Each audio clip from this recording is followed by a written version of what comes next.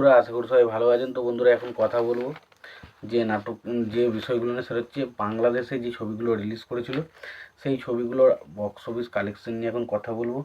কোন ছবিটা কত বক্স অফিস করেছে, এখন পর্যন্ত কোন ছবির কোন কালেকশন হয়েছে সেটা নিয়ে আলোচনা করবো। তো আশা করবো ভিডিওটা খুবই ইন্টারেস্টিং হবে।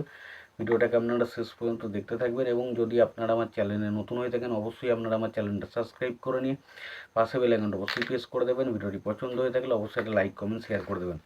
তো আমরা যদি কথা বলি এখন বক্স অফিস কালেকশন নিয়ে, তো কোন ছবিটা কেমন কি বক্স অফিস করেছে, তো দেখুন প্রথমত একটাই কথা ছবির নাম আসবে, সেটা হচ্ছে সেই ছবিটার নাম, যে ছবিটা নিয়ে এখন কথা বলবো স্পেশালি এই ছবিটা হচ্ছে আর কোনো ছবি নয়, ছবিটার নাম হচ্ছে বনলতা এক্সপ্রেস। তো বনলতা এক্সপ্রেস সিনেমাটা টোটাল শো পেয়েছে 51টা, এবং এর মধ্যে বলে রাখি টোটাল 16টা শো হাউসফুল এবং 3টে শো অলমোস্ট ফুল শো দিয়েছে। এবং কালেকশনের কথা বললে কালেকশন হচ্ছে 25,72,000 টাকা, এবং টোটাল কালেকশন এখনো পর্যন্ত 13,54,00,000 টাকা। 13,54,00,000 টাকা বনলতা এক্সপ্রেস কালেকশন করেছি। বাকি যদি প্রেসার কুকারের কথা বলি, ছবিটা শো পেয়েছে 2টো, কোনো শো হাউসফুল বা অলমোস্ট ফুল শো যায়নি। কালেকশনের কথা বললে কালেকশন হচ্ছে 1,62,000 টাকা, টোটাল কালেকশন হচ্ছে 1,96,00,000 টাকা।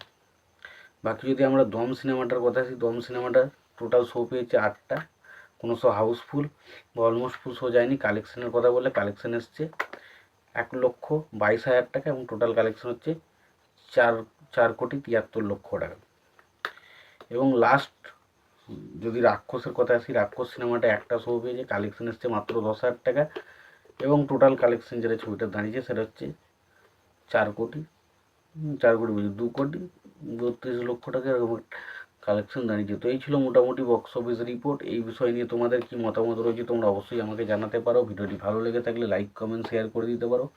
চ্যানেলটা নতুন হয়ে থাকলে অবশ্যই তোমরা চ্যানেলটা সাবস্ক্রাইব করে নিয়ে পাশে বেল আইকনটা অবশ্যই প্রেস করে দিও। ততক্ষণের জন্য ভালো থেকো, সুস্থ থেকো, দেখাচ্ছি পরে ভিডিওতে।